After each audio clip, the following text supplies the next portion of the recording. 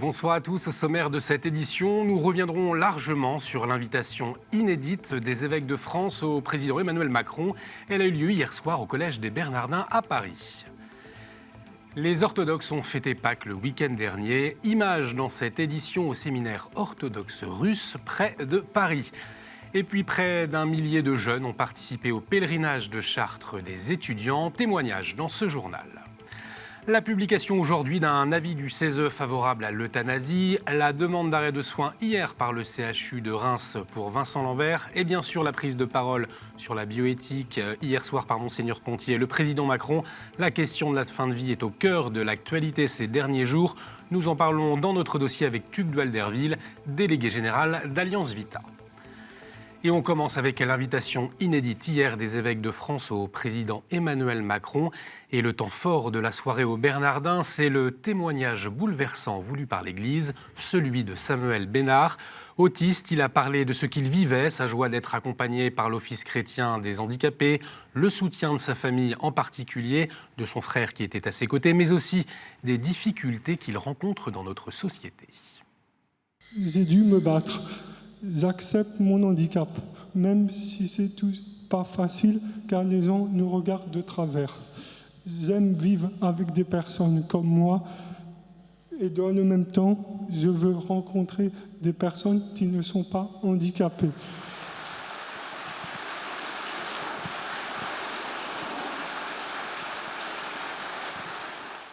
Le président et sa femme Brigitte Macron et tous les invités, notamment des chrétiens engagés, ont été touchés par ce témoignage, mais aussi par ceux de 2 femmes de la rue qui ont pu s'en sortir grâce à la Société Saint-Vincent de Paul et l'APA, l'Association pour l'amitié. Monseigneur Pontier, le président de la Conférence des évêques de France, a pris la parole. Bioéthique, migrants, pauvreté, économie, chrétiens d'Orient. Il a rappelé clairement la position de l'Église de France sur tous ces sujets avec une volonté de regarder en face la fragilité des existences humaines. Nous avons tous ici une ambition commune ou une responsabilité partagée, celle de contribuer, chacun selon son statut, à la qualité de la vie commune dans ce pays qui est le nôtre et que nous aimons, la France. La grandeur d'une société se mesure à sa capacité à entourer les plus fragiles de ses membres, et c'est à cela qu'on peut la qualifier de plus ou moins humaine. Le président Emmanuel Macron est ensuite monté à la tribune pour un discours d'1 heure. Il a notamment demandé aux catholiques de France 3 dons pour la société, le don de l'engagement, le don de la sagesse et le don de la liberté. Il est aussi revenu sur la relation entre l'Église et l'État. Pour nous retrouver ici ce soir, Monseigneur, nous avons sans doute, vous et moi, bravé les sceptiques de chaque bord. Et si nous l'avons fait, c'est sans doute que nous partageons confusément le sentiment que le lien entre l'Église et l'État s'est abîmé et qu'il nous importe, à vous comme à moi, de le réparer. C'est pourquoi, Monseigneur, Mesdames et Messieurs, il nous faudra vivre cas un cas, avec votre côté intempestif et la nécessité que j'aurai d'être dans le temps du pays.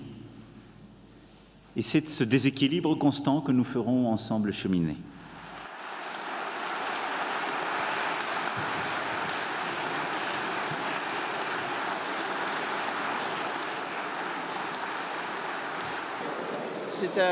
C'est intéressant comme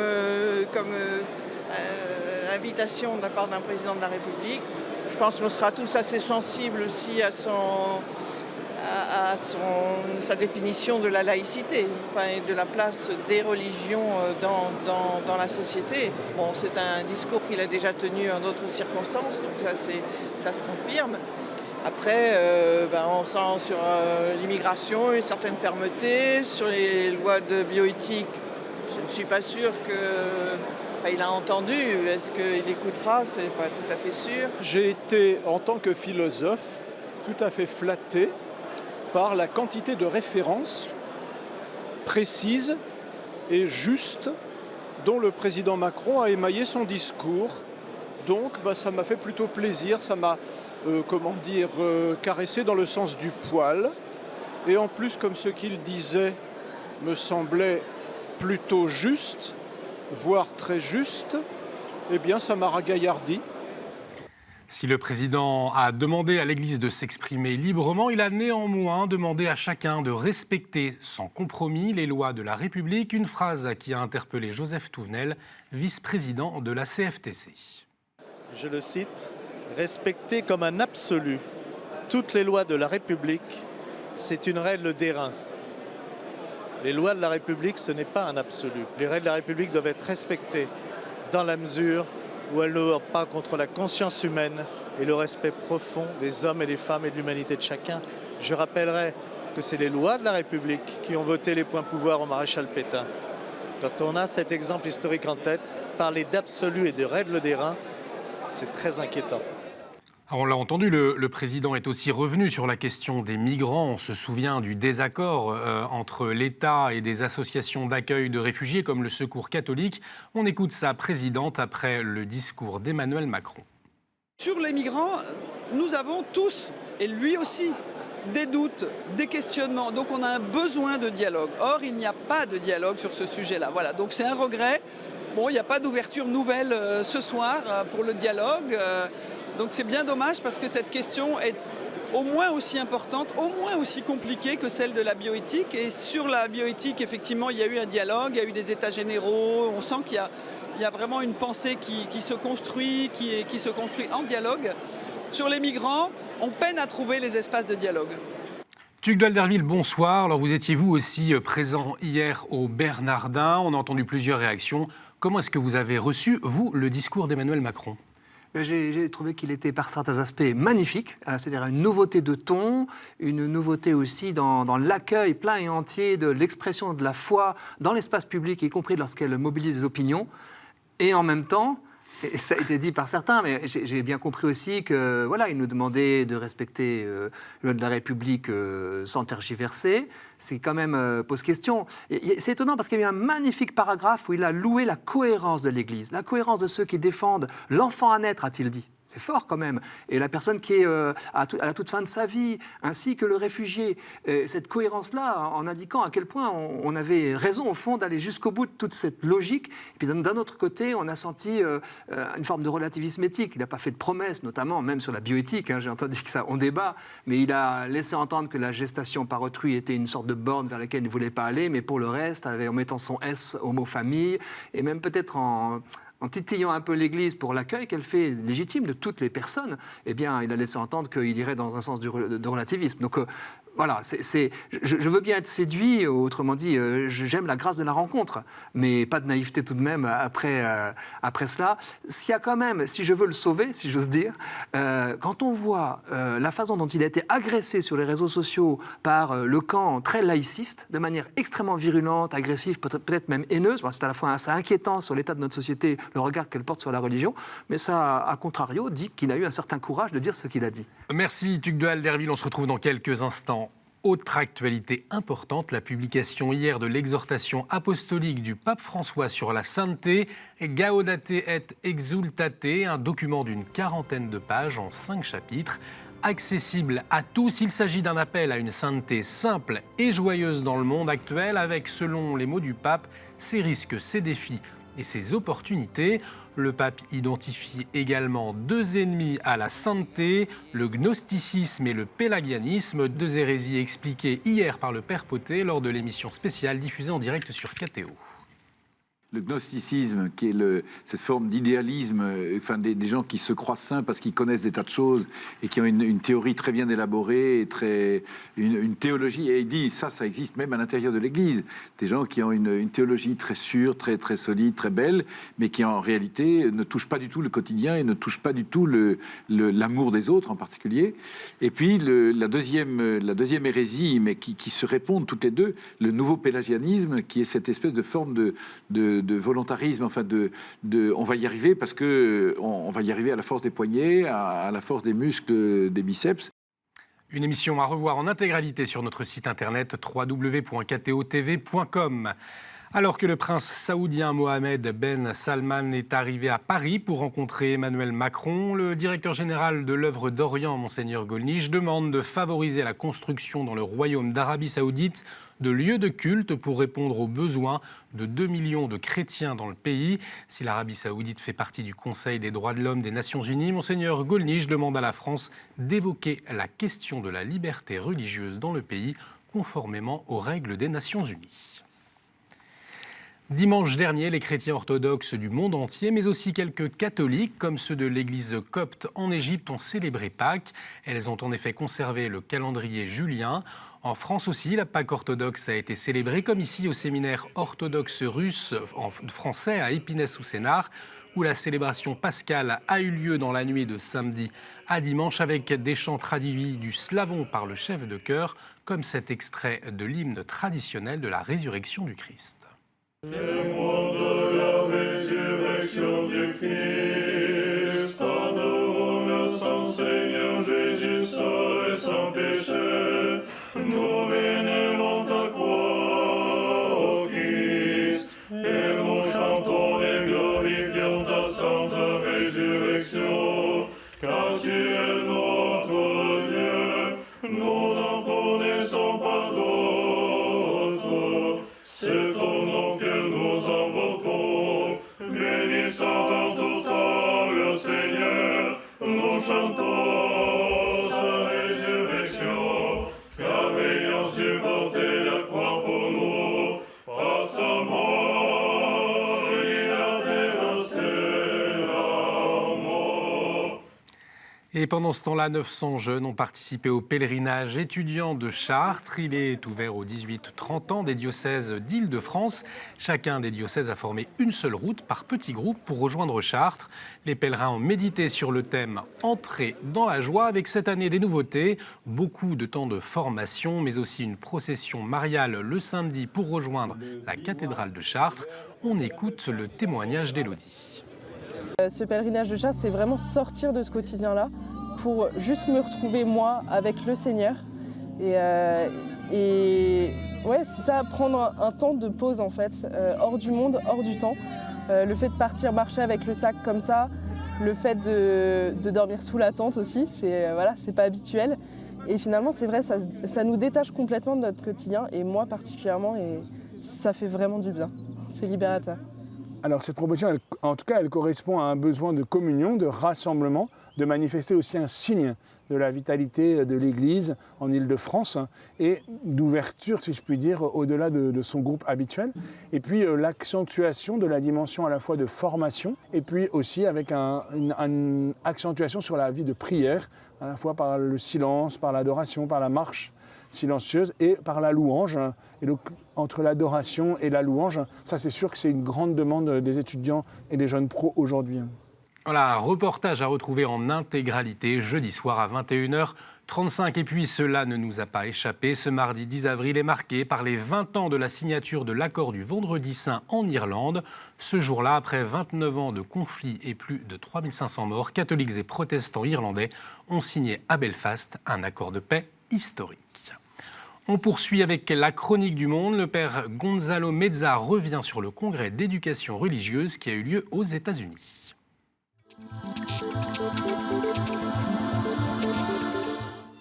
Du 16 au 18 mars, plus de 40 000 personnes provenant des États-Unis et plusieurs pays ont assisté au congrès d'éducation religieuse dans la ville de Anaheim, près de Los Angeles, en Californie. Ce congrès est la plus grande réunion des catholiques dans le pays et l'une des plus grandes dans le monde. Une nouveauté de cette année a été l'exposition artistique multimédia, dans laquelle les personnes à travers des appareils audiovisuels ont écouté les témoignages des personnes qui ont souffert un événement difficile dans leur vie, mais qui l'ont surmonté grâce à leur foi. Par exemple, on a écouté dans cette exposition le témoignage des personnes handicapées ou des survivantes de violences domestiques ou des alcooliques et des sans-abri. Tous ceux ont surmonté leur situation grâce à leur foi. Ces témoignages présentés dans l'exposition multimédia ont été liés au sujet de ce congrès. Au milieu des ténèbres et de la peur, Jésus nous appelle à nous lever. Il nous appelle hors de nos tombes, dans une vie nouvelle. Dans ce congrès, il y a eu aussi des douzaines de messes présidées dans plusieurs langues et qui ont été offertes pour des intentions diverses.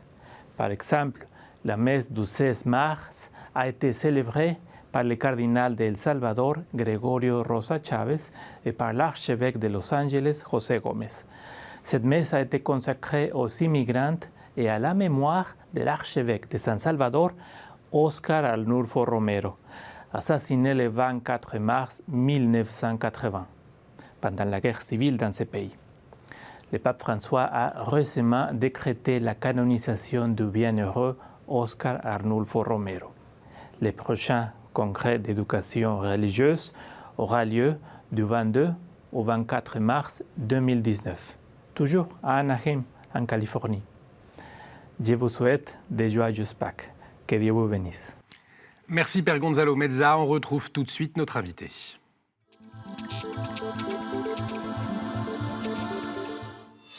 Depuis quelques heures, quelques jours, la question de la fin de vie est au cœur de l'actualité, notamment avec l'avis du Conseil économique, social et environnemental, le CESE, qui a publié aujourd'hui un avis. Il préconise la légalisation de l'euthanasie et du suicide assisté. Et puis hier, le CHU de Reims s'est de nouveau prononcé pour un arrêt de traitement de Vincent Lambert. Enfin, bien sûr, la question de la fin de vie a été abordée hier soir au Bernardin. Tuc Duhalderville, je rappelle que vous êtes délégué général d'Alliance Vitale. Les téléspectateurs de KTO vous connaissent bien aussi avec le programme Écologie humaine.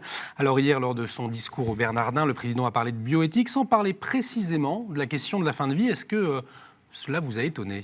Pas tellement, parce que je pense qu'il a les idées à peu près claires sur ce sujet. D'après ce qu'on a pu comprendre, il s'est quand même prononcé dans le dîner de l'Élysée qui a filtré contre la notion de suicide assisté et pour une vraie prévention du suicide. Donc j'espère que sur ce sujet au moins, il restera ferme face à une sorte de pluie acide continue et médiatique que nous avons sur à la fois des cas particuliers et puis des instances qui se prononcent. Des instances comme le CESE. Vous y étiez d'ailleurs il y a quelques heures. Alors est-ce que vous pouvez nous préciser de quoi il s'agit? Un avis favorable à l'euthanasie et au suicide assisté. Dans quel cadre? Pourquoi? Est-ce que vous pouvez nous débrouiller un peu tout cela? Oui, il y a une sorte de mission temporaire du CESE qui s'est saisi de pétitions très favorables à l'euthanasie, qui l'ont étudiée. Ils ont produit un avis qui effectivement est favorable. Alors, ils n'ont pas utilisé le mot euthanasie ou suicide assisté, des mots qui distillent braque ou bloc, mais des expressions bizarres mais graves finalement, comme dernier soin, comme soins ultimes, ou comme ils ont hésité, d'abord ils ont appelé médication expressément létale, et puis après ils l'ont appelé sédation explicitement létale. Ils sont restés sur ces espèces de novlangues qui dissimulent, qui déguisent finalement le mot euthanasie derrière des mots tout courts, et finalement c'est vrai que si prendre soin c'est donner la mort, on nage en pleine confusion. Alors cet avis, il a été voté par le CESE, mais avec un dissensus, ce qui est exceptionnel, c'est-à-dire un document complémentaire de conseillers du Conseil économique, social et environnemental qui sont prononcés contre l'euthanasie, explicitement. Il y a des gens qui ont voté l'avis alors qu'ils sont contre l'euthanasie et pour le dissensus. Il y a aussi des autres qui sont abstenus,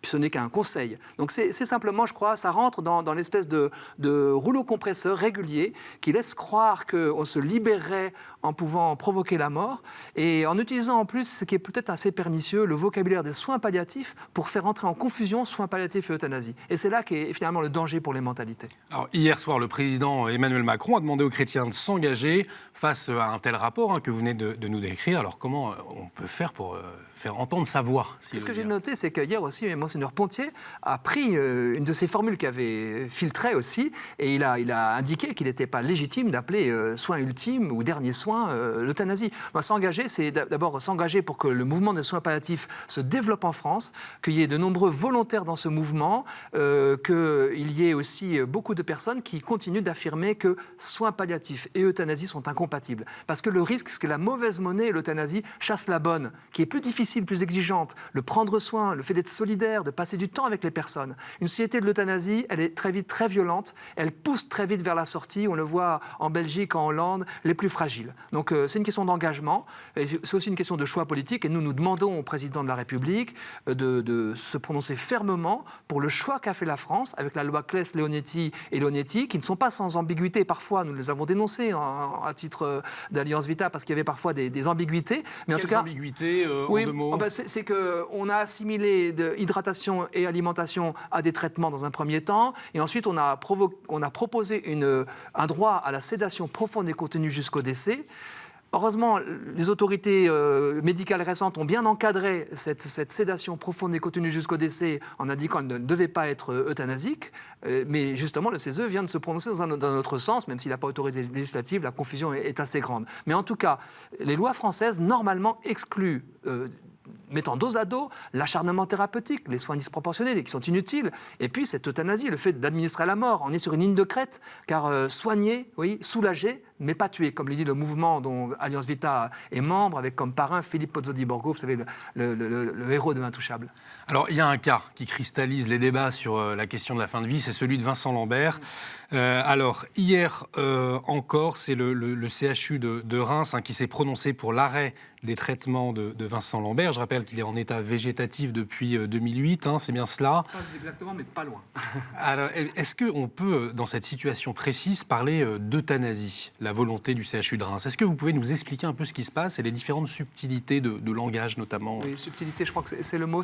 D'abord, c'est une situation très compliquée avec une famille qui est divisée. Il y a d'un côté une épouse et un neveu, de l'autre côté, il y a les parents de Vincent et quelques-uns de ses frères et sœurs, et qui, alors lui, il est dans une situation dite post-relationnelle, c'est-à-dire qu'il ne peut pas s'exprimer d'une manière claire, il n'a d'ailleurs pas fait de déclaration préalable, mais il n'est pas en fin de vie, il n'a pas de traitement à proprement parler, il est juste dépendant d'une alimentation qui a été arrêtée pendant 31 jours il y a 5 ans maintenant, en 2013, pendant 31 jours, il a survécu à ça. Ce qui dénote, et c'est ce que dit le professeur Xavier Ducrot, neurologue qui accompagne les parents, qui le connaît bien, qui dénote une vitalité. Quelqu'un qui survit à ça, il y a une force de vie, peut-être une volonté de vivre, en tout cas qui s'exprime au travers de Vincent Lambert, qui n'est pas en fin de vie. Et donc c'est vrai que si on décide d'arrêter son alimentation, qui lui est fourni, alors qu'il est même peut-être capable, par moment, il avait des possibilités de mendication, certains médecins ont pu le montrer, mais si on arrête cette alimentation,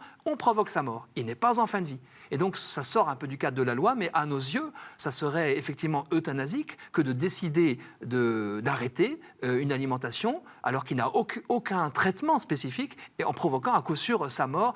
Et je pense du coup, et nous pensons, je ne suis pas le seul, aux milliers de patients neurovégétatifs, c'est-à-dire qui ne sont pas dans le coma, mais qui sont dans un état qui semble végétatif, et puis post-relationnel, c'est-à-dire qui communiquent, mais sans qu'on puisse vraiment comprendre, de manière très, voilà, qui sont dans des établissements, dans des établissements spécialisés, des centres pour, on dit EVC, EPR. Et ce que nous demandons, ce que demande la famille de Vincent Lambert, c'est que on le sorte de l'unité de soins palliatifs qui est inappropriée à son état, et qu'on le mette dans un établissement où il bénéficierait des soins de rééducation dont il est privé, comme enfermé depuis des années maintenant. Et donc, il y a un enjeu de prise en charge adaptée à ce type de patient, parce qu'à partir du moment où un de ces patients n'est plus considéré comme digne de faire partie de notre société, tous les autres, leurs proches, les soignants qui se dévouent sans compter auprès d'eux, se trouvent remis en cause dans leurs fonctions. Et il y a donc, je reprends les formules que j'ai entendues de Monsieur Pontier, mais il y a un enjeu majeur, c'est-à-dire, est-ce qu'il fait vraiment partie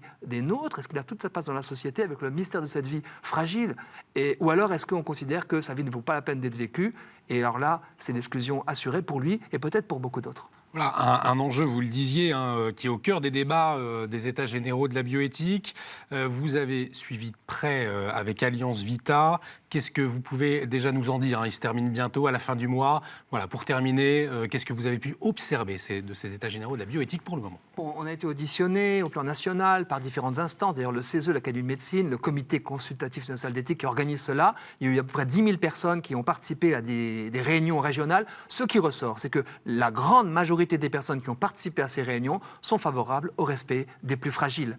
Ceux qu'ils ont organisés sont partagés, et certains étaient assez militants. Et puis il y a eu quelques groupes, je dirais peut-être groupuscules, qui ont demandé des transgressions. Et donc l'équilibre est en faveur du plus fragile. Et la question, c'est savoir qu'est-ce que le comité d'éthique, dans sa synthèse, puis dans son avis, vont retenir de cela. Est-ce qu'ils vont retenir cette voix très majoritaire, partout pratiquement, sur les questions de fin de vie, de PMA, que la plupart des intervenants veulent ne pas ouvrir au grand marché de la procréation, sur les questions d'intelligence artificielle, sur lesquelles on veut être protégé, sur tous ces sujets. Est-ce qu'ils vont remonter ça au pouvoir politique? Et est-ce qu'ultimement, Emmanuel Macron, c'est le décideur, va prendre des options solides qui maintiendront des digues éthiques contre les effondrements que nous craignons? Là, la question reste vraiment entière. Moi, j'encourage les personnes à continuer à intervenir sur le site des États généraux de la bioéthique, peut-être à signer aussi la pétition qu'a lancée Alliance Vita sur son site, enfin, de se renseigner auprès de tous les lieux qui forment pour pouvoir manifester notre soutien des plus fragiles qui n'est pas intéressé. On n'a rien à défendre, si ce n'est un regard sur l'homme qui met le plus fragile, encore lui, au cœur de la société. Merci beaucoup Tugdual Derville. On vous retrouve bien entendu avec le programme Écologie humaine. Cette émission est à retrouver sur notre site internet www.ktotv.com. N'hésitez pas à réagir avec le hashtag à la source. On se retrouve jeudi. Excellente soirée sur KTO.